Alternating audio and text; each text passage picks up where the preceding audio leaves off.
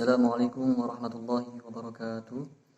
Alhamdulillahirabbil alamin wassalatu wassalamu ala asyrafil anbiya'i wal mursalin sayyidina wa maulana Muhammadin wa ala alihi wa sahbihi ajma'in amma ba'd.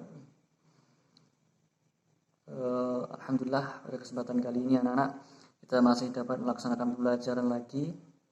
Untuk mengawali pembelajaran pada kesempatan kali ini, marilah kita baca basmalah. Bismillahirrahmanirrahim.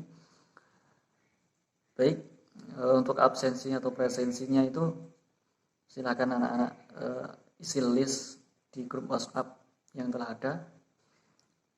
Satu-satu bergantian, jangan berebutan ya anak-anak. Baik. Marilah kita tetap semangat dalam belajar walaupun dengan kondisi yang kurang baik saat ini ya. Terlebih lagi kita semangat dalam menjaga kesehatan kita, yaitu dengan mematuhi protokol kesehatan 3M, mencuci tangan, memakai masker dan menjaga jarak. Pada pertemuan kali ini tentang Al-Quran dan hadis sebagai pedomanku. Jadi yang pertama ialah pengertian Al-Quran. Apa itu Al-Quran itu anak-anak? Al-Quran secara bahasa ialah bacaan. Sedangkan untuk secara istilah Al-Quran ialah firman Allah yang diturunkan kepada Nabi Muhammad SAW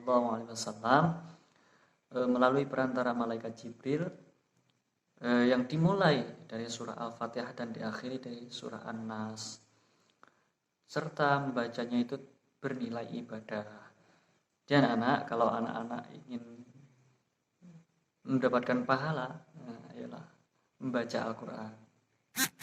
Karena membaca Al-Quran itu dinilai ibadah. Kalau dinilai ibadah, ya pasti mendapat pahala.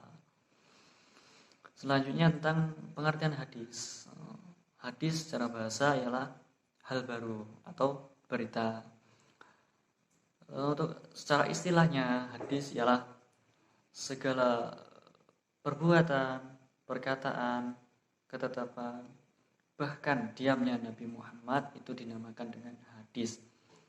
Jadi apapun yang itu bersumber dari Nabi Muhammad itu dinamakan dengan hadis. Sampai di sini paham ya anak-anak? Ya. Oke. Untuk selanjutnya tentang fungsi-fungsi Al-Quran dan hadis. Jadi Al-Quran dan hadis itu memiliki fungsi, diantaranya apa? Ya, nanti akan Bapak jelaskan. Untuk fungsi Al-Quran terlebih dahulu ya anak-anak. Yang pertama ialah sebagai petunjuk bagi umat manusia. Di Al-Quran itu memberi petunjuk untuk umat manusia. Petunjuk kepada apa? Untuk kepada kebenaran dan kebaikan. Karena apa? Karena siapa saja yang mengikuti petunjuk yang ada di dalam Al-Quran, maka akan mendapatkan kemuliaan, kebahagiaan dunia dan akhirat. Jadi kita sama-sama anak-anak mengikuti petunjuk yang ada di dalam Al-Quran supaya mendapatkan kemuliaan dan keselamatan dan serta kebahagiaan dunia dan akhirat. Untuk fungsi Al-Quran yang kedua ialah sebagai sumber pokok ajaran Islam. Di Al-Quran itu sumber pokok ajaran Islam. Karena dalam Al-Quran itu memuat tentang dalil-dalil pokok ya, tentang hukum Islam. Makanya Al-Quran itu menjadi sumber pokok, sumber utama ajaran Islam.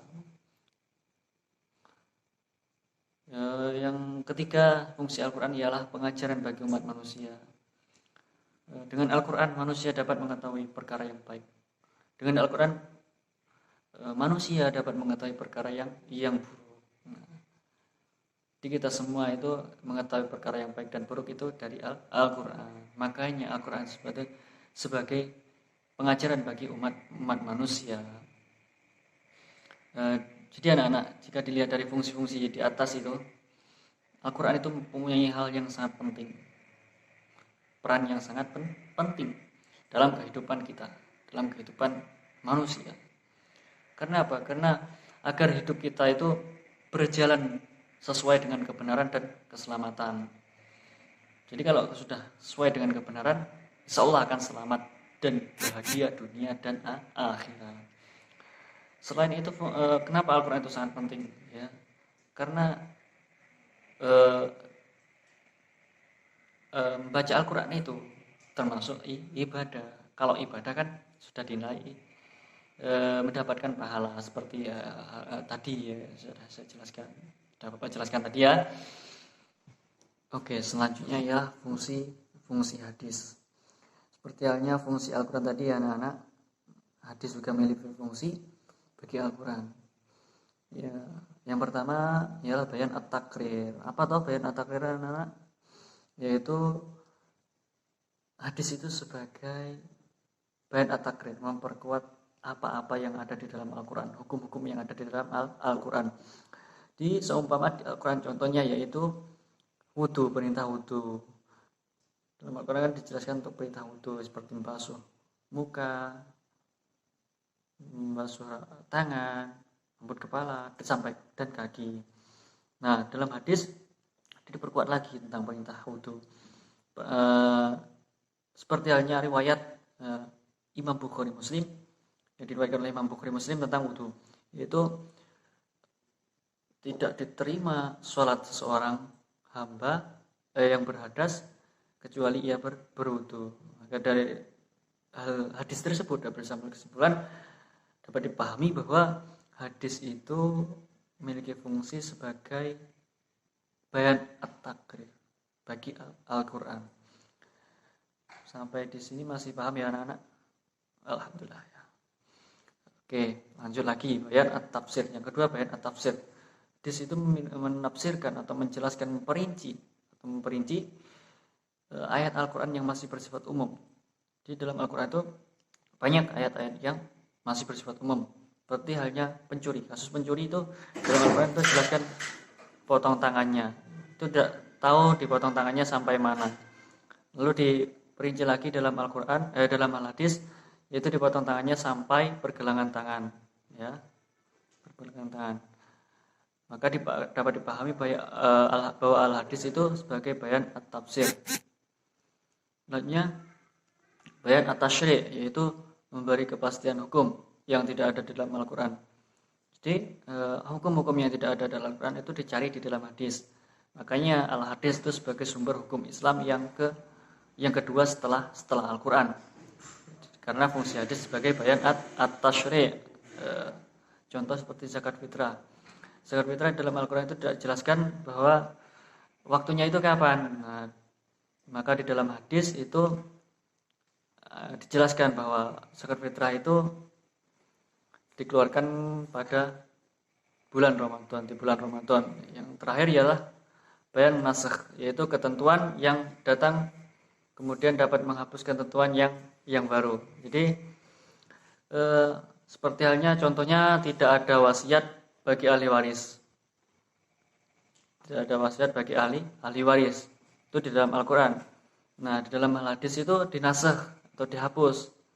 Bahwa ketika seorang itu akan meninggal dan memiliki harta yang banyak, yang cukup, itu disunahkan untuk berwasiat kepada ahli warisnya. Mungkin itu anak-anak ya, dapat dipahami ya. Nanti kalau belum paham bisa ditanyakan di grup WhatsApp ya.